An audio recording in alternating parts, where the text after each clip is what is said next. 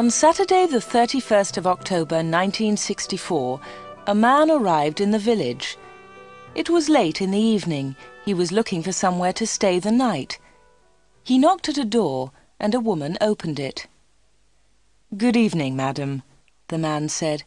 "I'm sorry it's so late, but can you help me, please? Is there a hotel in this village?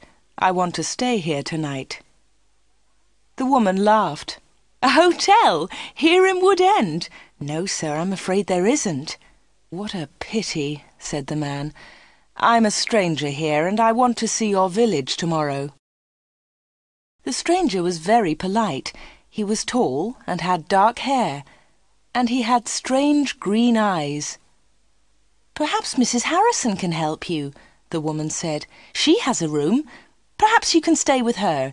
Wait a minute, I'll get my coat and I'll take you there." The woman took the stranger to Mrs. Harrison's house. Mrs. Harrison gave him a room for the night. He was very glad. It was the last night of October, and it was cold. The next day was Sunday. The man looked round the village. He was very interested in the history of the village. He met some of the villagers and asked them their names. But he did not visit the church. That was unusual. The church in Wood End was the most beautiful building in the village. But the stranger was not interested in it. He did not go to church that night with all the villagers. It was the first Sunday evening of November. When the villagers came out of the church, the man had gone. They had all liked him. The ladies had thought he was very good-looking. A few weeks later he came back. It was the first Sunday in December. The villagers were coming out of church. It was cold and dark. "Hello," he said. "I'm back again. It's nice to see you all once more." His next words surprised everyone. "Perhaps you can help me," he said. "I'm looking for a house. I want to buy a house here." "Here?" someone said. "But why here? There's no work in Wood End for a young man. All the young people leave the village. They find work in Lydney, the nearest town." "I'll get a job somewhere," the stranger said. "Perhaps in Lydney." Then one of the villagers told him about old Mr. Smith's house. Mr. Smith had died in the summer. His house was empty. It was for sale. The house was on the corner of Main Street and Church Lane. "I'll ask about the house tomorrow," said the young man. "Perhaps I'll be lucky. Goodbye. I'll see you soon." The villagers watched him leave. They all saw his car. It was very big and luxurious. He looked rich. A few days later, Mr. Smith's house was sold, and in the middle of December the young stranger arrived.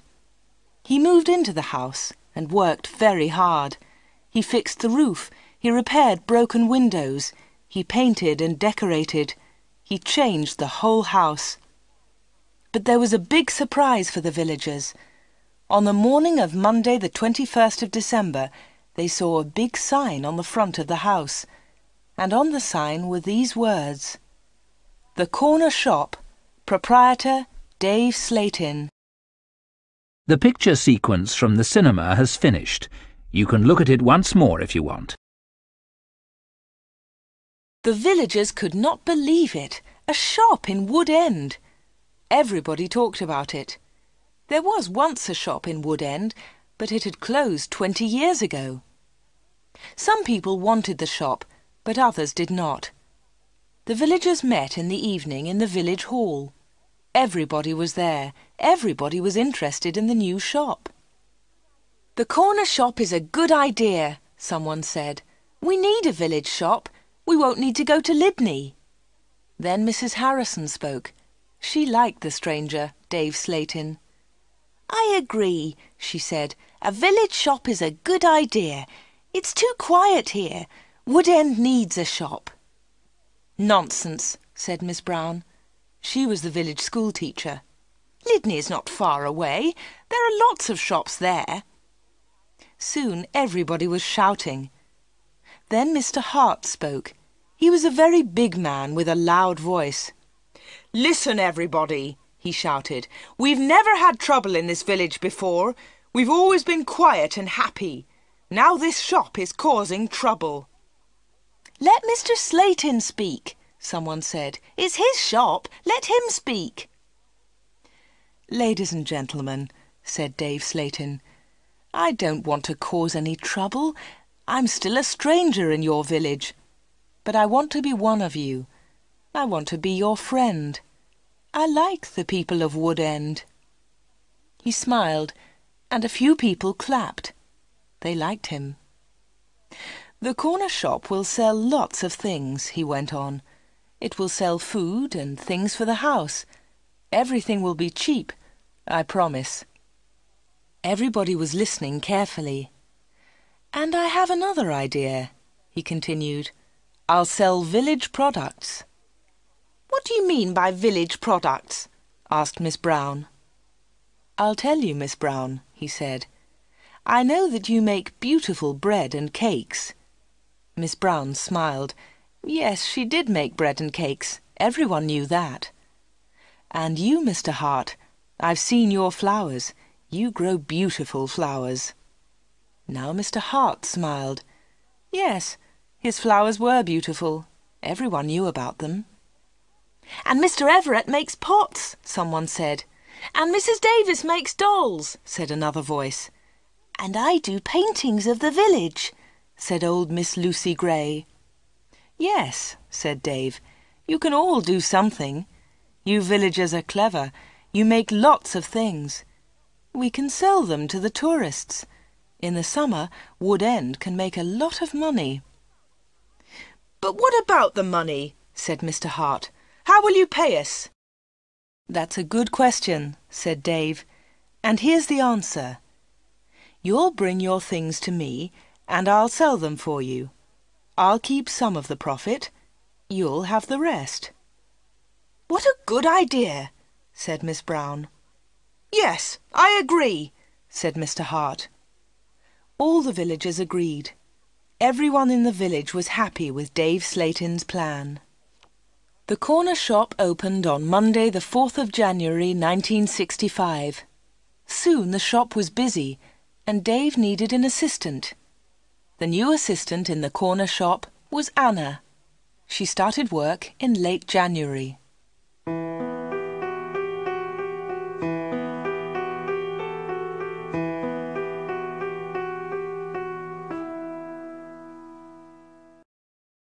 The picture sequence from the cinema has finished. You can look at it once more if you want. Dave Slayton kept his promises. Things at the shop were good and cheap. "How does he do it?" asked Mrs. Harrison. "It's winter, but he's selling lots of fruit and vegetables, and they're cheap. I never go to Lydney now." The other villagers agreed. The corner shop was a success, and Dave seemed happy. He paid Anna good wages.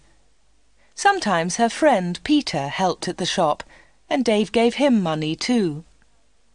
Dave advertised in newspapers, and the village products sold well. People from Lydney came to the corner shop. There were lots of visitors, and Wood End became more interesting.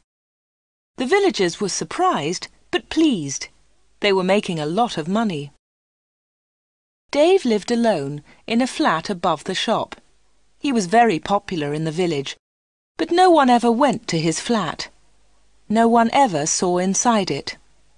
At the bottom of the stairs there were 2 doors. One led into the stockroom. The other door had a notice on it. "Special orders only. Keep out." The door was always locked. Anna never went into the special orders room. "Why do you lock that room, Dave?" Anna asked one day. "What's in there?" "It's for special orders," he replied. "Big orders." "But you won't get any big orders in Wood End," said Anna. Dave said nothing. He did not want to talk about that room.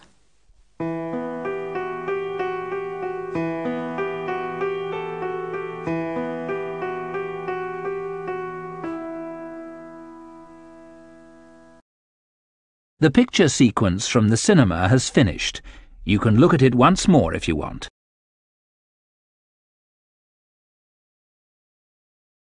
For 3 months, everything was normal. Then, one day in April, an unusual customer came into the shop. The new customer was a very beautiful woman. She was wearing expensive clothes and arrived in a large car. "Is this the corner shop?" the woman asked. She looked round and seemed a little surprised. "Yes," replied Anna. "This is the corner shop. It's the only shop in the village." "I'm looking for Mr. Slayton, the owner of the shop," said the woman. "I think he's upstairs," said Anna. "I'll go and get him. Does he know your name?" "Yes, I think so," was the reply. "Tell him—" The woman stopped. "Tell him Miss Gordon is here, Miss Greta Gordon."